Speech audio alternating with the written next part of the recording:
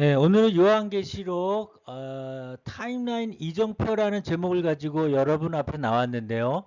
요한계시록이 어려운 이유는 여러 가지 어떤 계시의 내용도 어려운 것뿐만 아니라 이런 사건들이 어떤 시간적 연속상에서 일어나는가에 대해서 이정표를 잡지 못했기 때문에 뒤죽박죽 사건들이 아주 혼미하게 보이는 겁니다. 예를 들어 일곱 인본과 일곱 나팔, 일곱 대접이 있는데요. 이런 것들이 정말 순서대로 일어나는지 아니면 설명하는 그 설명대로 일어나는지 여러분이 그거를 정확히 판단하기 위해서는 계시록 안에 있는 정확한 이정표가 있습니다. 그 이정표를 찾아야 전체적인 계시록의 타임라인이 정해지기 때문에 오늘 아주 대표적인 이정표를 가지고 여러분 앞에 설명드리도록 하겠습니다. 네, 요한계시록이 순서대로 시간적 순서대로 쓰여졌다는 것에 저는 전체적으로 동의를 합니다.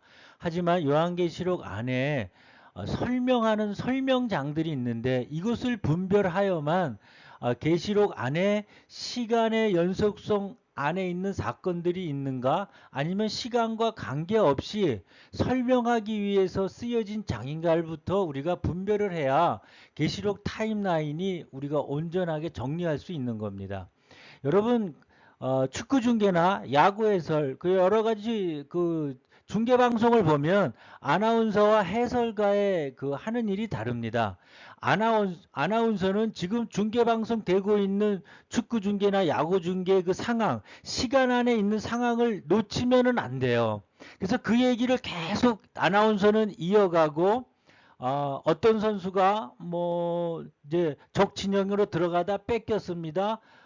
이제 수비를 하고 있습니다. 공격을 하고 있습니다. 이런 시간적 순서에 대해서 얘기하는 건 아나운서가 얘기합니다.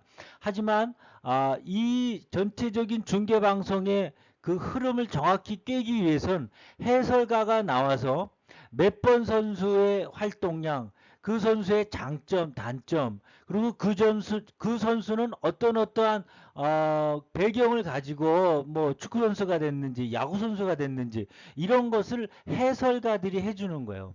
요한계시록도 마찬가지요. 시간적 연속상에 있는 사건의 그 계시가 있는가 하면은 거기 나오는 표현된 인물들 또 어떤 현상들 하나하나에 대해서 설명하기 위한 설명장이 있는 거예요. 그 설명장을 여러분이 이렇게 나열해 보면요. 계시록 11장과 12장, 13장, 14장, 18장이 대표적인 설명장입니다. 이 설명장을 시간의 연속 안에 두게 되면요. 정말 계시록이 혼란해지고 사건 순서들이 꼬이게 됩니다. 그래서 어떤 분은 뭐 휴가가 3번 일어났다고 하시는 분도 있는데 이것은 계시록의 설명장을 전혀 분리하지 못한 우가 되는 것입니다. 그래서 전체적으로 계시록 설명장을 보면요. 11장이 두 증인에 대한 설명인 거예요. 두 증이 하는 일인데 두 증인 어떠한 일을 한다. 그리고 시간 연속성 중계 방송을 하면요. 해설하는 설명장이 11장이고요. 12장과 13장도 대표적인 설명장입니다. 거기 계시록 전반적으로 활동하는 용과 그리고 짐승이 있죠. 거짓 선지자. 예, 적그리스도 두 짐승에 대해서 설명하는 거예요. 그리고 짐승이 어떻게 세상에 나오게 된 역사적 배경을 위해서 또 17장이 설명하고 있고요. 그럼 짐승을 도우는 음녀는 또 어떤 존재인지 해서 18장에서는 음녀와 바벨론을 설명하고 있는데 이 11장, 12장, 13장, 17장, 18장을 계시록 타임 안에 라인 안에 집어넣으면은 정말 잘못된 해석이 됩니다. 이 부분은 설명자이니까 이런 구별부터 여러분이 하시는 게 계시록 해석의 첫 번째 수순이라고 여러분 생각하시면 맞는 것입니다. 예, 그래서 계시록 타임라인을 뭐 이렇게 오른쪽 보이는 그림처럼 이렇게 도표로 한해서 무슨 사건 다음에 무슨 사건이 일어난다 이렇게 많이들 적어요. 예, 이게 이제 타임라인을 적는 방법인데 이런 걸 적기 위해서는 여러분 앞에 그 이정표가 아주 중요합니다. 이 이정표는 기준점이며 흔들리지 않는 기준이 되는 이정표를 여러분이 정확히 살펴야지만 전체적인 계시록 라인이 형성이 되는 겁니다. 그래서 다섯 번째 나팔이 정말 이 계시록 타임라인의 중요한 이정표인데요. 다섯 번째 나팔이 불면은요, 무저갱이 열리고 많은 성경에서 증명하듯이 심판때에 풀려나는 타락한 천사에 대해서 얘기합니다. 거기서 나오는 게 아폴로온이죠. 히브리어는 아바돈이고, 이 아폴로온이라는 짐승의 영, 타락한 천사가 제 첫 번째 이정표가 되는 것입니다. 이자가 나오면요, 전 3년 반과 후 3년 반이 갈리는, 완전히 반으로 갈리는 시작점이 되는 겁니다. 그래서 가장 중요한 게 다섯 번째 나팔인데요. 짐승이 나오면은 제가 짐승에 대해서 정말 짐승에서 1, 2, 3, 4번까지 제가 연속으로 여러분 앞에 설명을 드렸는데요. 지금 이 동영상을 보시는 분들은 제가 전에 올린 동영상을 못 보셨다면 반드시 1, 2, 3, 4 짐승의 해석에 대해서 설명을 들어야 나머지 제가 강의하는 계시록 강의가 이해가 되어집니다. 왜 짐승이 중요한지, 그래서 짐승의 해석을 제가 왜 4번씩이나 이렇게 올렸는지 여러분 그걸 꼭 살펴봐야지 다섯 번째 나팔이 중요한 이정표가 된다는 걸 이해하게 됩니다. 그래서 전 3년 반과 후 3년 반을 나누는 기준이 다섯 번째 나팔이라는 걸 여러분 명심하시고, 전 3년 반은 두 증인의 1260일이고 이 전 3년 반은 일곱 번째 왕인 용이 다스리는 제국입니다. 실제로는 적그리스도가 사람으로 NW의 수장으로 정치인으로 서 있는 그 모습이 전 3년 반이고요.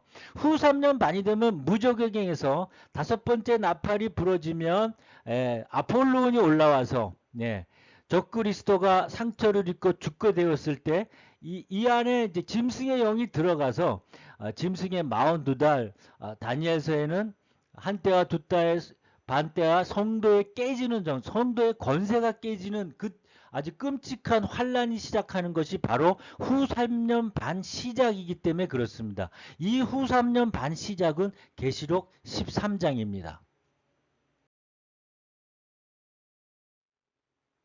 네, 왼쪽 그림에 보듯이 두 감람나무와 두 촛대가 있죠. 예, 두 증인이 활동하는, 어떻게 보면 부흥의 7년 대환란이지만 환란만 있는 것이 아니에요. 여러분 잘 살펴보면요, 그 안에 대부흥이 끼어 있습니다. 지금 이 그림은 이제 적그리스도가 성전에 앉아서 자기를 하나님이라고 멸망에 가증한 우상의 물건을 세우죠. 이때가 후 3년 반 시작인 계시록 13장이 시작되는 시점입니다. 그래서 경계점 오나팔이 정말 중요한데요. 여러분이 지금까지 이런 얘기를 아마 처음 들었을 분이 대부분이 많이 처음 들었을 것 같은데요. 전 3년 반은요, 여러분이 생각하지 7년 대환란이 끔찍한 환란이 있는 기간이 아니고 부흥이 있는 기간입니다. 누구든지 두 증인이 복음을 전하는데 방해를 하거나 그를 해하고자 하면 그들의 입에 불이 나와 아주 놀라운 권능과 이적으로 그들을 제어하는 권세가 있는 그 기간이 전 3년 반 7년 대환란 안에 1260일은요. 복음이 거칠 것이 없이 전파되는 상황이 전 3년 반인 것을 여러분이 말씀을 통해서 이해해야 됩니다. 그런데 그 두 증인의 1260일은요. 무저갱이 열리는 다섯 번째 나팔이 부러질 때 짐승이 올라와서 두 증인을 죽이고 이때부터는 본격적인 환란이 시작하는 것입니다. 그래서 7년 대환란 안에 부흥이 있고 진짜 환란이 있다는 그런 구별이 정말 계시록 타임라인 안에 굉장히 중요한 분기점이 되겠습니다. 성경은 또 이렇게 증거해요. 후 3년 만이 정말 환란인 이유는요. 이게 독수리가 날아가는데요. 이제 큰 소리로 외쳐요. 화가 있으리라. 그러니까 그 전까지는 계시록 8장의 내용인데요. 6장, 7장에 있던 그 이전에 있던 재앙들은 재앙이 아닌 거예요. 계시록 독수리가 보기에 진짜 환란은요. 이 세 번의 화가 진짜 환란이라고 성경을 말씀하고 계십니다. 진짜 땅에 불이 떨어지는 화가 이 세 번의 화인데 이 세 번의 화는 과연 무엇일까요? 성경은요, 첫 번째 화가 다섯 번째 나팔이라고 말씀하십니다. 그 이유는 제가 계속 반복해서 말씀하시지만 무저경에서 올라오는 짐승 아폴로온이 이 세상에 올라올 때이기 때문에 그렇습니다. 그 17장과 11장 계속 짐승이 무저경에서 올라온다고 증거하고 있죠. 그 다음 두 번째 화는요, 여섯 번째 나팔입니다. 그럼 당연히 셋째 화는 일곱 번째 나팔이겠죠. 여섯 번째 나팔이 왜 화가 되냐면요. 2만 망의 마병대가 일어나서 사람 3분의 1을 죽이는 재앙이 두 번째 화인 겁니다. 첫 번째 화는 사람 죽인다는 얘기가 계시록 9장에 나와 있지가 않지만 11장 13장에 보면요. 짐승이 나올 때부터 성도들이 목배임을 당하는 죽임을 당하기 시작해요. 그래서 사람이 많이 죽어나가는 것들이 세 개의 화의 공통점일 수가 있습니다. 그래서 첫째 화는 황충이 5개월에 무슨 권세 거기에 여러분 포커스를 두면 안 됩니다. 첫 번째 화가 되는 이유는 짐승이 나와서 성도를 죽이기 때문에 첫째 화이고요. 두 번째 화는 여섯 번째 나팔이 전쟁을 얘기하기 때문에 사람 3분의 1이 죽어서 두 번째 화가 되겠습니다. 그럼 셋째 화는 일곱 대접인데요. 이것은 일곱 번째 나팔이 일곱 대접을 가지고 오기 때문에 그렇습니다. 그래서 여러분 계시록 16장 15장 보면요. 이제 그 대접 재앙에 대한 끔찍한 것을 볼 수 있을 겁니다. 그것은 하나님의 진노이고 어린 양의 진노의 그 대접이죠. 근데 여러분과 저는 이런 일곱 번째 나팔 불어서 일어나는 일곱 대접 재앙은 받질 않습니다. 우리는 그때는 없고 불신자만 받는 재앙이기 때문에 그렇습니다. 어쨌든 사람이 엄청 많이 죽어나가는 재앙이기에 세 번째 화가 되는 것입니다. 그러면 이제 왜 일곱 번째 그 일곱 개의 나팔 중에서 1, 2, 3, 4 나팔이 화가 아니라고 얘기하고 5, 6, 7 나팔만 화가 세 번이라고 성경은 말씀할까요? 그것은요. 화가 이 1, 2, 3, 4 나팔의 화 이유를 알려면요.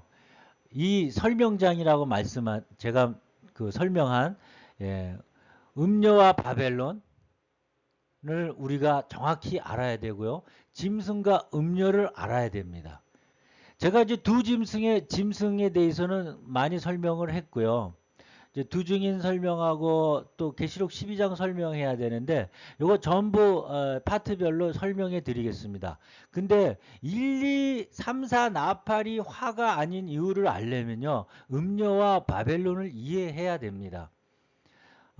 1, 2, 3, 4 나팔은 여러분 대충 알다시피 뭐 3분의 1의 땅이 피해를 벗고 바다 3분의 1, 그 나무 수목, 해와 달에 3분의 1이 재앙이 떨어지는 것인데 왜 이것이 화가 아닐까요?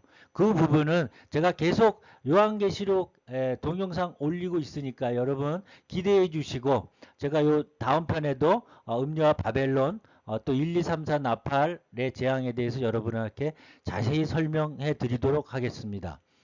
지금 오늘은 여기까지인데요. 이 동영상이 여러분 성경 신앙에 도움이 됐다면 구독과 좋아요 눌러주시면 정말 감사하겠습니다. 여러분 감사합니다. 수고하셨습니다.